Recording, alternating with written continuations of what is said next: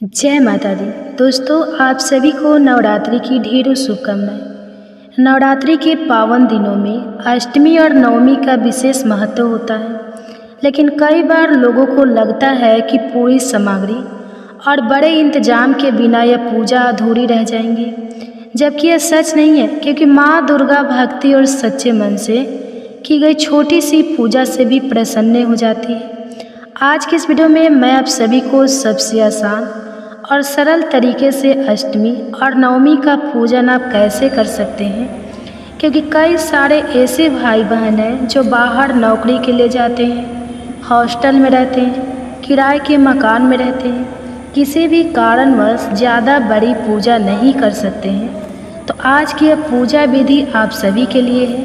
तो जैसा कि आप सभी जानते हैं कि नवरात्रि चल रही है और नवरात्रि में कुछ लोग अष्टमी के दिन और कुछ लोग नवमी के दिन कन्या पूजन करते हैं। तो देखिए, चाहे आप अष्टमी का पूजन करते हो या फिर नवमी का पूजन करते हो, सबसे पहले माता रानी का ही पूजन किया जाता है। माता रानी को भोग लगाया जाता है।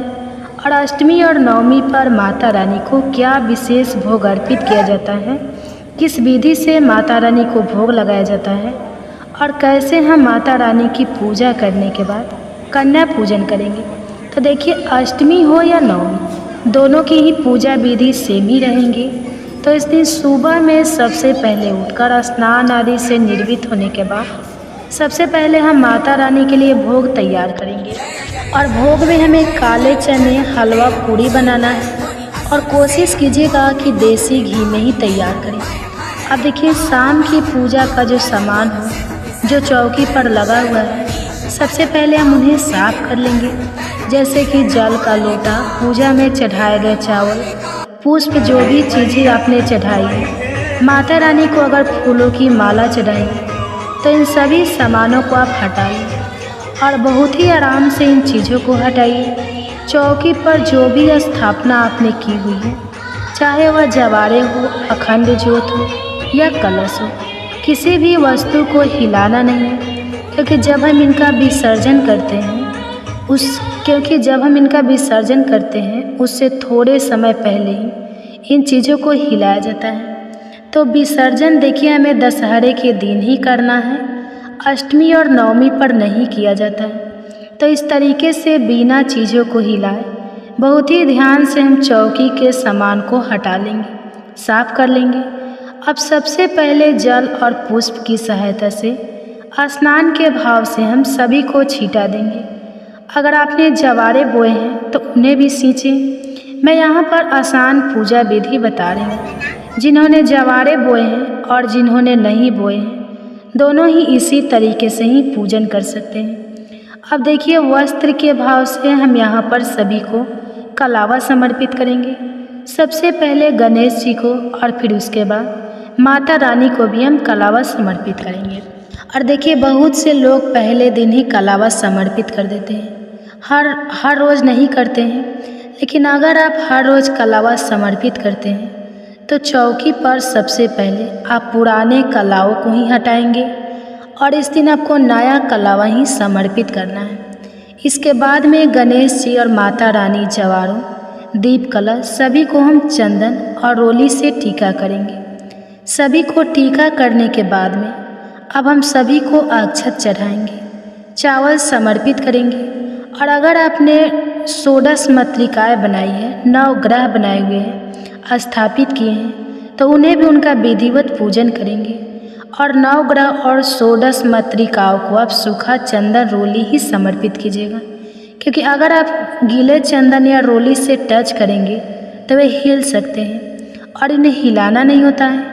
अब इसके बाद मैं माता रानी को यहाँ पर लाल गुलाब में अर्पित कर रही हूँ। गुड़हल का पुष्प भी समर्पित किया जा सकता है। और अगर आपके पास दोनों ही नहीं है तो ऐसी स्थिति में आप गेंदे के पुष्प हर एक देवी देवता को समर्पित कर सकते हैं। और अब मैं कलश देव को पुष्प माला अर्पित करूँगी।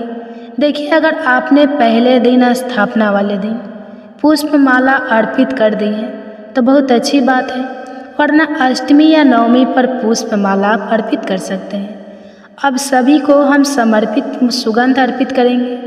प्रथम पूजनीय भगवान श्री गणेश जी को जनेऊ समर्पित करेंगे और इसी के साथ हल्दी और धूप घास भी हम समर्पित करेंगे। अब देखिए, अष्टमी या नवमी जिस भी दिन हम कन्या पूजन करते हैं उस दिन माता रानी को विशेष भोग समर्पित किया जाता है, जिसमें काले चने, हलवा पूरी इत्यादि होते हैं। इसके साथ हम चाहे तो कोई ऋतु फल या कोई मिठाई या लड्डू भी ले सकते हैं। घर पर अगर आपके यहाँ कोई अलग से पकवान बने हैं, शुद्ध सात्विक जो भोजन है वो आप समर्पित कर सकते हैं। और देखिए, इस दिन किसी किसी के घर पर हवाई चलती है, या ये भी कहूँ कि 8 पूड़ियाँ और किसी के घर 9 पूड़ियों का भोग लगाया जाता है। तो जैसा भी आपके यहाँ पर चलन हो उतनी ही पूड़ियाँ आप रखें और मुझे कमेंट सेक्शन में भी बताइएगा कि आपके यहाँ पर कितनी पूड़ियाँ रखी जाती हैं। तो इस प्रकार से आप माता रानी को भोग समर्पित कर देंगे।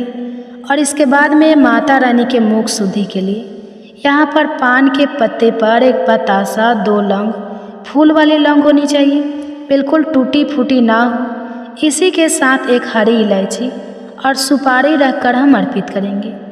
अगर आपने हर रोज़ माता रानी को पान बीड़ा लगाया है तो यह सबसे अच्छा है, नहीं तो आप अष्टमी या नवमी पर भी पान का भोग अर्पित कर सकते हैं। और अपने यथा सामर्थ्य जितनी इच्छा हो उतनी दक्षिणा अर्पित करें। यह दक्षिणा आपकी पूजा में रही हुई सभी कमियों को पूर्ण करने के लिए होती है। और अगर आपने इन 9 दिनों में किसी भी एक दिन दक्षिणा समर्पित कर दी है तो आपको इसकी ज़रूरत नहीं है। और अब हम माता रानी को श्रृंगार यानी कि सुहाग का समार समर्पित करेंगे। अगर आपने किसी भी एक दिन यह भी समर्पित कर दिया है तो आवश्यक नहीं है, और आप चाहे तो माता रानी को 5, 7, 11 या 16 श्रृंगार माता रानी को समर्पित कर सकते हैं। और सुहागिन महिलाओं को तो खासकर समर्पित करना ही चाहिए। अब देखिए, जो सबसे मुख्य होता है वो है माता रानी की अष्टमी और नवमी के दिन किए जाने वाला हवन। तो इसके लिए कुंडे में मैंने जो गाय के गोबर के उपले होते हैं उसे रखा है। इसके ऊपर मैंने थोड़ा घी और कपूर रख दिया है। अगर आपके पास कुंडा नहीं है तो आप छोटे से दीपक में भी हवन जो है सूक्ष्म रूप से भी कर सकते हैं। और अब सबसे पहले हम घी की 5 आहुतियाँ देंगे। तो गौरी गणेश का नाम लेते हुए हम ये आहुति देंगे। और देखिए, नवरात्रि वैसे तो हम पूरे 9 दिन डेली ही हवन करते हैं, पर कन्या पूजन के दिन हवन विशेष होता है। और ये देखिए, माता रानी को जो हलवा पूड़ी हमने भोग में अर्पित किया है उसकी आहुतियाँ भी हम एक एक करके यहाँ पर अग्नि में देंगे। 8 पूड़ियाँ आपने बनाई है, 9 पूड़ियाँ बनाई है। हर एक पूड़ी से हलवा लगा के आपको थोड़ा थोड़ा सा जो है अग्नि में आहुति देनी है। और देखिए, चने में नमक होता है तो नमक की आहुति अग्नि में नहीं दी जाती है। और ऐसा माना जाता है कि अग्नि के माध्यम से जो भोग प्रसाद है वो सीधे देवी देवताओं को प्राप्त होती है। और देखिए, भोग नैवेद्य की आहुति देने के साथ साथ ही अगर आप चाहे तो ये जो पान आपने समर्पित किया था मुख शुद्धि के लिए माता रानी के लिए, आप इसकी भी आहुति दे सकते हैं। और देखिए, दुर्गा माता के किसी भी मंत्र का आप जाप कर सकते हैं 9 बार या 11 बार या 21 बार। इस तरह से आप आहुति दें। और अंत में अगर पान की आहुति ना देना चाहें तो आप इस तरीके से एक फूल वाले लौंग के जोड़े को घी में डीप करके आप इस तरीके से आहुति दे सकते हैं। और आहुतियाँ देने के बाद सीधे हाथ में थोड़ा सा जल लेकर इस तरह से हवन कुंड के आसपास फिरा दें और हाथ जोड़कर माता रानी से भोग ग्रहण करने की विनती करें। इस हवन के दौरान आप किन मंत्रों का जाप करेंगे उसके लिए मैंने अलग से वीडियो बनाया है।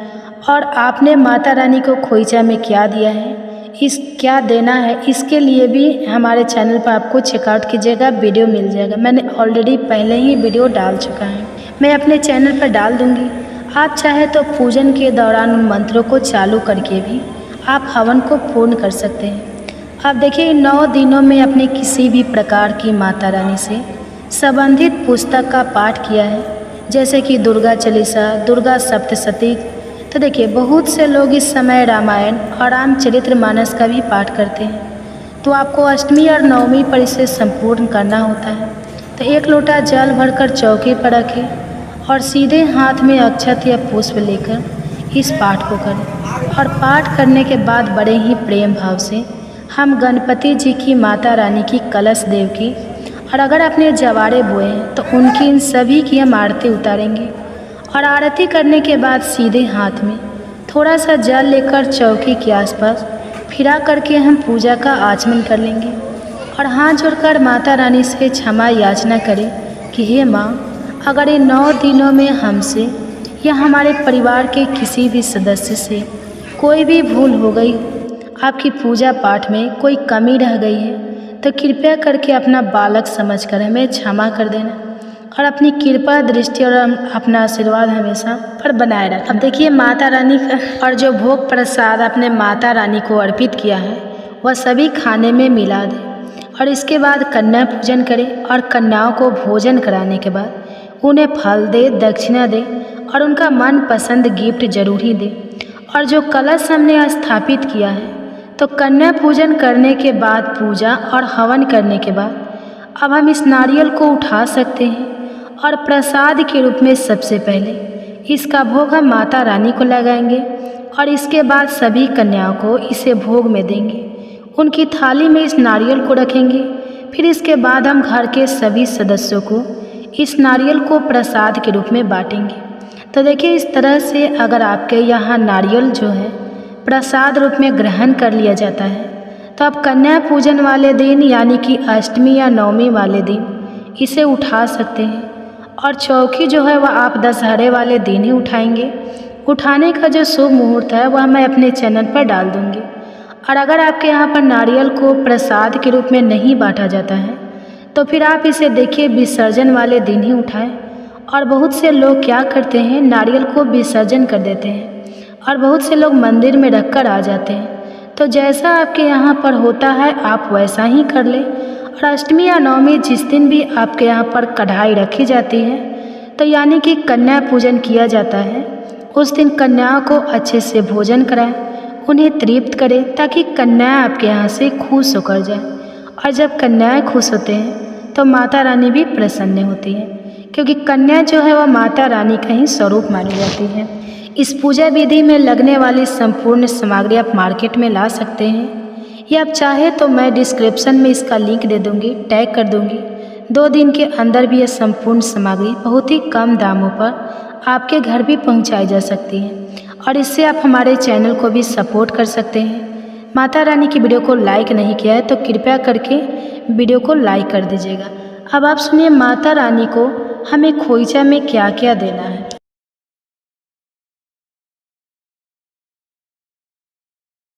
खोइचा कैसे भरे, पहले घर में भरे या मंदिर में भरे, खोइचा में कौन कौन सी सामग्री हमें डालना चाहिए, खोइचा किस दिन भरे, बहुत सारी जानकारी आपको इस वीडियो में मिलेंगी। इससे पहले अगर आपने मेरे इस चैनल को सब्सक्राइब नहीं किए हैं तो इसे सब्सक्राइब कर लीजिए, बेल आइकन को ज़रूर प्रेस कीजिए जिससे वीडियो की नोटिफिकेशन आप लोग के पास सबसे पहले पहुँचे। तो चलिए जानते हैं, नवरात्रि में महाअष्टमी के दिन माता का खोइचा भरा जाता है, तो आप लोग उस दिन खोइचा ज़रूर भरिएगा। जो व्रत करते हैं नवरात्रि का 9 दिन का, वह भी माता रानी का खोइचा भरेंगे। जो 2 दिन का व्रत करते हैं प्रतिपदा और अष्टमी का, वह भी खोइचा भरेंगे। और जो व्रत नहीं भी करते हैं वह भी खोइचा भरेंगे। यानी जो व्रत करते हैं उन्हें भी खोइचा भरना है और जो व्रत नहीं भी करते हैं उन्हें भी माता का खोइचा भरना है। महाअष्टमी के दिन ही खोइचा भरने का नियम है। अगर मान लीजिए किसी कारणवश आप अष्टमी तिथि को खोइचा नहीं भरते हैं तो आप नवमी तिथि को भी खोइचा भर सकते हैं, लेकिन आप लोग खोइचा ज़रूर भरिएगा। और जो लोग अपने घर में कलश की स्थापना किए हुए हैं तो पहले घर में खोइचा भर लेंगे, उसके बाद वो मंदिर जाकर भरेंगे। घर में भी हमें माता रानी का खोइचा भरना है और मंदिर आप उस दिन पूजा करने जा रहे हैं तो मंदिर में भी जाकर आप लोग खोइचा ज़रूर भर लीजिएगा। और इस बार महाअष्टमी 30 सितंबर दिन मंगलवार को है, तो मंगलवार के दिन हमें माता रानी का खोइचा भरना है। और जो लोग महाअष्टमी का व्रत करते हैं वो महाअष्टमी का व्रत करेंगे और उस दिन आप लोग लाल या गुलाबी वस्त्र पहन लीजिएगा। उस दिन गुलाबी वस्त्र पहनने का नियम है, तो आपके पास मान लीजिए कोई अगर नया गुलाबी वस्त्र रखी है तो आप वह भी पहन सकती हैं, या आपके पास कोई नया रेड साड़ी है, लाल साड़ी है, तो आप उस दिन लाल साड़ी भी पहन सकती हैं। महाअष्टमी के दिन हम नया वस्त्र पहन सकते हैं। तो आपके पास अगर नया वस्त्र है तो आप लोग ज़रूर पहन लीजिएगा। अगर मान लीजिए नया नहीं है तो जो धुला हुआ वस्त्र है वह भी पहन कर आप पूजा कर सकते हैं। तो हमें गुलाबी या लाल रंग का वस्त्र पहन लेना है और उसके बाद आप लोग अच्छे से 16 श्रृंगार कर लीजिएगा। उस दिन हमें अपने मांग में सिंदूर लगा लेना है, गले में मंगलसूत्र, पैर में महावर, हाथ में नई लहठी या चूड़ी पहन लीजिएगा। यानी अच्छे से हमें 16 श्रृंगार करने के बाद ही माता रानी का खोइचा भरना है। खोइचा भरने के लिए आप लोग यह चावल ले लीजिएगा। आरवा चावल से ही खोइचा भरा जाता है, तो हमें यह आरवा चावल ले लेना है। और यह बतासा हो गया। माता रानी का जब भी खोइचा दिया जाता है तो बतासा उसमें हमें ज़रूर डालना चाहिए, क्योंकि यह माता रानी का प्रिय भोग है। तो आप लोग यह बतासा ले लीजिएगा। और यह हल्दी की गांठ है, यह दुर्वा हो गया, यह 2 लौंग है, 2 इलायची है, एक आप लोग फूल ले लीजिएगा। अगर अड़हुल का फूल मिल जाए, जिसे गुड़हल का फूल कहा जाता है, तो आप यह भी ले सकते हैं। नहीं तो आप गुलाबी का भी ले सकते हैं, गेंदे का भी ले सकते हैं। और साथ में आप लोग यह पैसा ले लीजिएगा। तो आप 11 या 21, 51, 101 जितना आप खोइचा में डालना चाहते हैं आप उतना पैसा ले लीजिएगा। और जब भी खोइचा में पैसा रखिएगा तो विषम संख्या में ही रखिएगा। जैसे यह 50 रुपया और 1 रुपया साथ में हो तो हमें 51 रखना है। या आप 21 भी रख सकते हैं, 31 भी रख सकते हैं, 101 भी रख सकते हैं। तो आप देख लीजिएगा, जितना आप खोइचा में रखना चाहते हैं आप उतना पैसा ले लीजिएगा, लेकिन पैसा विषम संख्या में ही होना चाहिए। और साथ में आप लोग ये 16 श्रृंगार की सामग्री ले लीजिएगा। तो श्रृंगार की सामग्री में आप ये चूड़ी ले लीजिएगा। तो आप चूड़ी भी ले सकते हैं, लहठी भी ले सकते हैं। यह लहठी हो गया तो आप लहठी भी ले सकते हैं। और चूड़ी अगर आपके पास लाल चूड़ी है तो वह भी माता रानी को चढ़ा सकते हैं। तो यह लाठी हो गया, यह सिंदूर हो गया और यह बिंदी। तो आप इससे ज़्यादा भी अगर खोइचे में श्रृंगार की सामग्री रखना चाहते हैं तो आप इससे ज़्यादा भी रख सकते हैं। लाल ब्लाउज का पीस ले लीजिएगा। पीस अगर हम यह ब्लाउज का इसमें खोइचा डालकर देते हैं ब्राह्मण को तो ब्राह्मण इसका उपयोग कर लेते हैं। तो इसलिए हमें ब्लाउज के पीस में ही खोइचा देना चाहिए। हमें लाल रंग का ब्लाउज पीस लेना है। अगर आप पीला लेना चाहते हैं तो आप पीला भी ले सकते हैं। और मान लीजिए अगर आपके पास ब्लाउज पीस नहीं हो पा रहा है संभव, तो आप एक चुनरी ले लीजिएगा। चुनरी में भी हम माता रानी को खोइचा दे सकते हैं। इस पर भी आपको खोइचा रख के दिखा रहे हैं। अगर आप चुनरी में देना चाहते हैं तो इसी तरीके से आप चुनरी में भी खोइचा दे सकते हैं। तो जो भी यह सब सामग्री है हम इसको साथ में एक जगह रख देंगे। इसी तरीके से खोइचा देने का नियम है। और जब भी खोइचा दीजिएगा तो इस तरीके से हमें हाथ को कर लेना है। और दिशा का भी ध्यान जरूर रखिएगा। आप जब भी पूजा पाठ कीजिएगा, खोइचा भरिएगा, तो आप लोगों को दिशा का ध्यान जरूर रखना है। तो हमें इस तरीके से हाथ को कर लेना है। और खोइचा 5 बार दिया जाता है। जितना भी सामग्री है हम साथ में इसको मिला लेंगे और इसी तरीके से खोइचा देने का नियम है। तो ये आप लोग इस तरीके से एक बार डाल दीजिएगा। और यह हो गया दूसरी बार, यह हो गया तीसरी बार। अब बहन बेटी को खोइचा दीजिए, माता रानी को खोइचा दीजिए। तो जिसको भी देना है आप 5 बार खोइचा दीजिएगा। तो हम 3 बार यहाँ पर रख दिए, यह हो गया चौथी बार और यह हो गया 5वीं बार। तो हमें 5 बार खोइचा देना है। और साथ में जो भी आप श्रृंगार की सामग्री रखी है वह भी आप इसी में डाल दीजिएगा।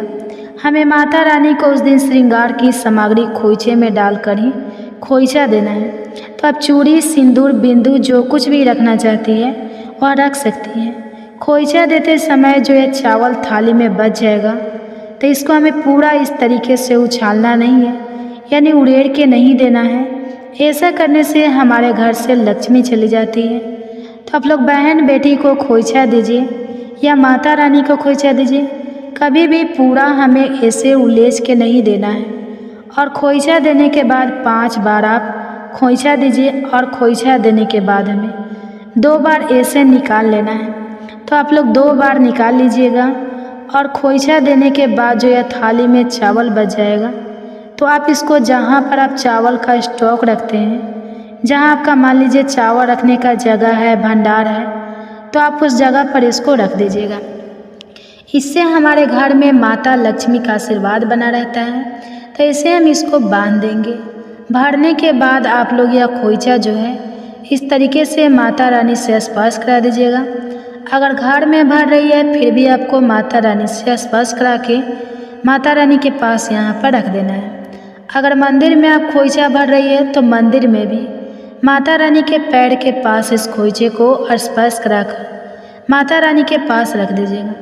मंदिर में खोइचा भर रहा है तो वहाँ पर यह जो खोइचा है ब्राह्मण ले लेते हैं। आप घर में खोइचा भर रहे हैं तो घर में भी आप भर रहे हैं तो ये खोइचा बाद में आप ब्राह्मण को जाकर दे दीजिए। आपके अगल बगल में ब्राह्मण नहीं रहते हैं तो जो यह खोइचा है आप अपनी ननद बेटी को भी दे सकते हैं, यानी जो सुहागिन महिलाएं हैं उन्हें भी इस खोइचा को देना है। तो ब्राह्मण मिल जाए तो अति उत्तम, आप लोग ब्राह्मण को ही यह खोइचा दे दीजिएगा।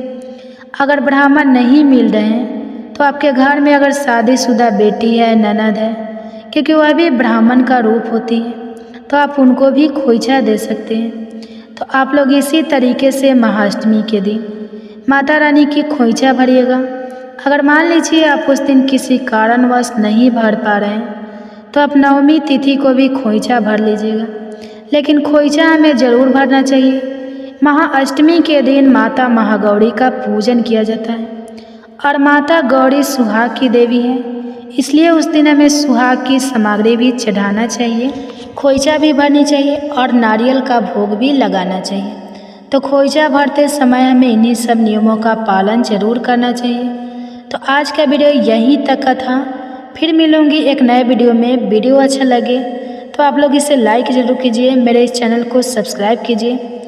अब आप सुनिए, हमें माता रानी का जब हमारे घरों में वास होता है तो हमें किन संकेतों का आगमन होता है।